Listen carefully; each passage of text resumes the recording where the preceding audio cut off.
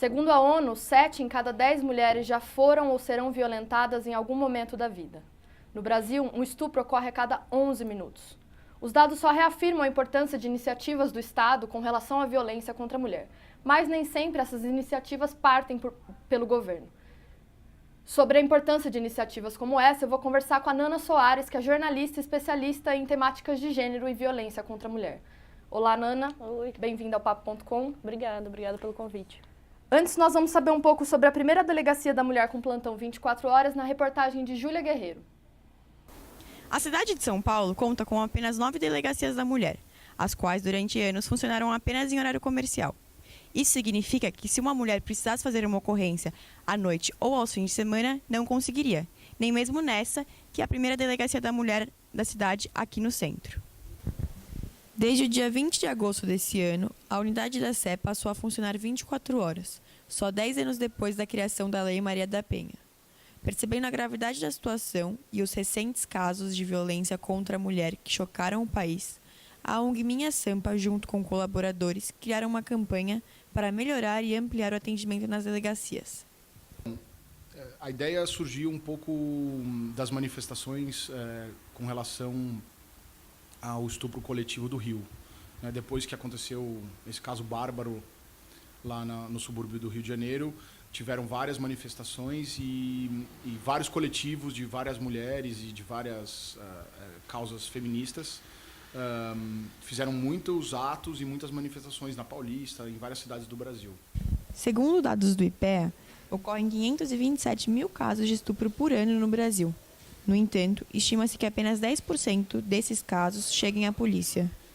E a resposta demorou para o governo atender a demanda. Foi um pouco por causa da pressão dessa história do Rio e junto com a petição. Mas é isso, por que não abrir as outras? Pelo menos ter um plano de abrir, pelo menos deixar isso transparente, né? Bom, Nana, como a gente viu na reportagem, até o mês passado não havia uma delegacia com atendimento 24 horas, nem aos finais de semana, nem à noite, que é justamente quando mais acontecem as ocorrências, né? Como você avalia essa conquista? Acho que, em primeiro lugar, a gente tem que pontuar que isso mesmo é uma conquista, né? Porque isso é uma demanda, uma reivindicação do movimento feminista e das mulheres há muito tempo já, há muitas décadas. Mas comemorar, mas continuar lutando, porque é uma delegacia em uma cidade do Brasil. Enfim, o Brasil tem 5 mil municípios, mais de 5 mil municípios, então é muito pouco, né, para o tamanho do problema da violência contra a mulher no Brasil. Então acho que a gente tem que continuar reivindicando, não pode parar por causa disso. É um bom precedente, mas tem que continuar lutando. E para o tamanho da cidade também, porque Exatamente. Essa delegacia está localizada no centro e a periferia provavelmente tem casos muito mais, né, em número mais elevado e ainda não é atendida por esse... Não, exatamente. Uma delegacia não basta nem para uma cidade, né? Então quem dirá para o país inteiro. Apesar de estar numa localização central, é isso. São Paulo é muito maior do que isso. A gente sabe os problemas de deslocamento que a cidade tem, então o tempo que você leva para chegar numa delegacia já é um fator que pode te desmotivar, por exemplo. Então, por isso, a importância da rede como um todo ter um atendimento ampliado. Tá. Outra iniciativa bastante importante, da qual você, inclusive, é uma das responsáveis, é a campanha contra o abuso sexual no transporte público de São Paulo, né? Eu queria saber como é que foi essa ideia, como é que ela foi realizada. Eu e mais uma amiga, Ana Carolina Nunes, que também é jornalista, nós entramos em contato com o metrô de São Paulo, numa época que teve um boom de denúncias de assédio no metrô, e a gente começou a discutir, a gente, como sociedade, começou a discutir a implementação do vagão rosa em São Paulo. E nós somos muito contra essa ideia, a gente acha que ela é uma segregação, né? É uma instituição da falência social, assim, da impossibilidade do convívio entre as partes. Então, nós elaboramos um plano de ação para entregar para o metrô com coisas que a gente achava que dava para fazer num curto prazo para melhorar esse problema. O prazo não foi tão curto assim, foi quase 2 anos entre a gente conversar com o metrô e algo ir para os trens.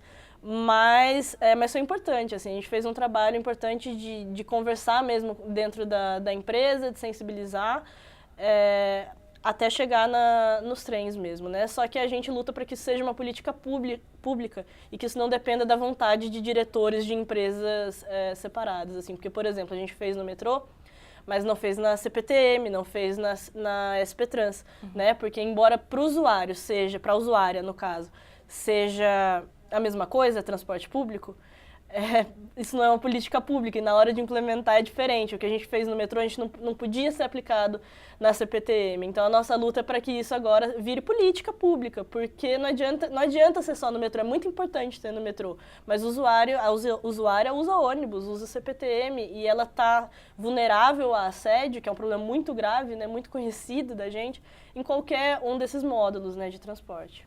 E no caso de serem empresas provavelmente com muito mais homens do que mulheres, você sentiu uma certa resistência por parte deles com relação à ideia? No começo, sim, sabe? No começo a gente teve que realmente sensibilizar, falar o que acontecia, por que acontecia e principalmente porque não tinha denúncia. Porque para as empresas elas funcionam muito na base do número de reclamações. Se tem reclamação suficiente, a gente tem que agir, né, nisso. E a gente teve que explicar o porquê de não ter denúncia, quais são todos os fatores de constrangimento que levam uma mulher a não denunciar. Não à toa, a campanha que está nos trens, ela é incentivando a denúncia, né? Porque é justamente para aumentar esse número, diminuir a subnotificação, para a gente ter uma dimensão um pouco melhor, assim, do problema do assédio sexual. Tá, a gente vai falar sobre a denúncia daqui a pouco. O Papo.com vai para um breve intervalo e volta já. Amplie seus conhecimentos. Faça pós-graduação no Mackenzie. São mais de 140 anos de tradição e pioneirismo em ensino. Informe-se e crie novas oportunidades em sua vida.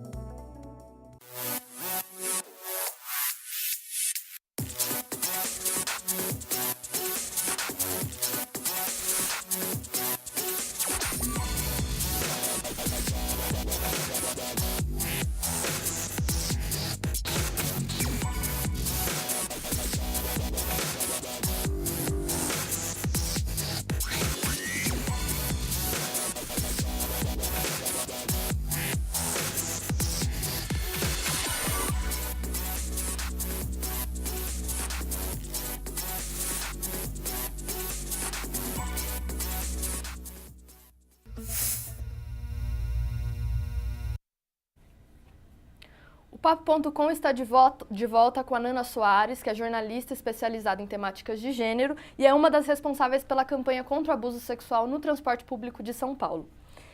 Nana, a gente estava falando sobre denúncia, né? E a frase "você não está sozinha", ela incentiva mesmo as mulheres a denunciarem esses casos, né? Eu queria saber se, nesse sentido, quais foram os resultados em mais de um ano de campanha que vocês conseguiram obter. Olha, pelos dados que o metrô divulga, em 2015 já foi muito maior o número de denúncias. Eu, particularmente, ainda acho que não é o tamanho real do problema, mas a gente teve um grande avanço. Salvo engano, em 2013 foram 10 casos no ano inteiro. E em 2015 passou de 120, foi uma coisa assim. Então já está muito melhor, né? Mas a campanha, de um modo geral, foi bem aprovada pelos usuários do sistema. Eles fizeram uma campanha, também teve 79% de aprovação, mas o dado que me deixa feliz é que 93% das mulheres que responderam essa pesquisa falou que se sentiu mais confortável para denunciar, sente que agora o metrô tem uma postura um pouco mais acolhedora, enfim, depois da campanha. Então, nesse sentido, a gente acha que a campanha surtiu efeito, a gente fica muito feliz com isso, mas não adianta nada denunciar se o sistema não tem amparo para te acolher, né? Se os guardas, enfim, não estão sensibilizados.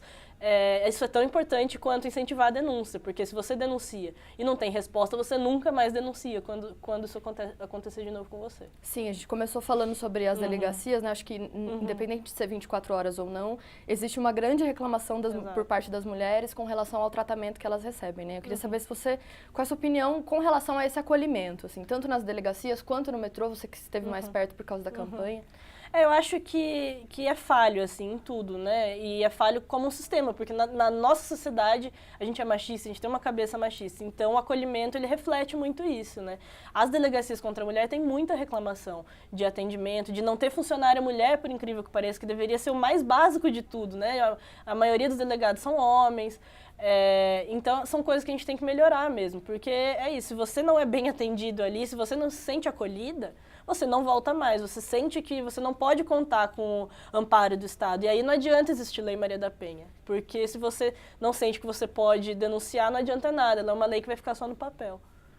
Sim, eu não sei se é um projeto, é algo que enfim, com relação aos delegados poderem, enfim, afastar o agressor das suas esposas. Qual é a sua opinião sobre isso? Isso é um projeto de lei para alterar a redação da Lei Maria da Penha. Eu sou contra, porque se funcionasse do jeito que está previsto na lei, não ia precisar disso, né? Na verdade, a lei diz que em até 48 horas o juiz tem que decidir pela medida protetiva ou não. Isso valeria para as medidas protetivas, de afastar o agressor de casa, levar a mulher para o abrigo, é o que pede, medida protetiva de urgência. E pela lei isso já está escrito que tem que ser em até 48 horas, né? E os críticos, os aplicadores da lei, dizem que dá esse poder para o delegado, que é um dos artigos desse projeto de lei, é o que ele pede, né? Para dar esse poder para o delegado ao invés do juiz, isso abre uma brecha para a lei virar inconstitucional. Então, isso enfraquece a lei. Então, por isso eu sou contra, porque é uma lei muito importante, é uma das 3 melhores leis do mundo, segundo a ONU, né, de proteção à mulher. Então, eu acho que ela não pode ser colocada em risco de jeito nenhum. Ok. Nana, muito obrigada pela sua presença aqui. O Papo.com fica por aqui. Até o próximo programa.